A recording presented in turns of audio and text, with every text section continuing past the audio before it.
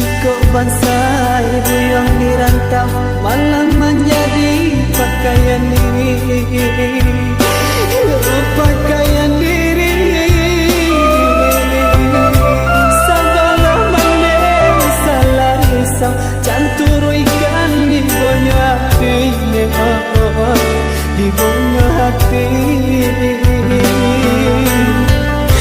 Sabalah mandem salah risau, canturuikan di bonya hati, di bonya hati.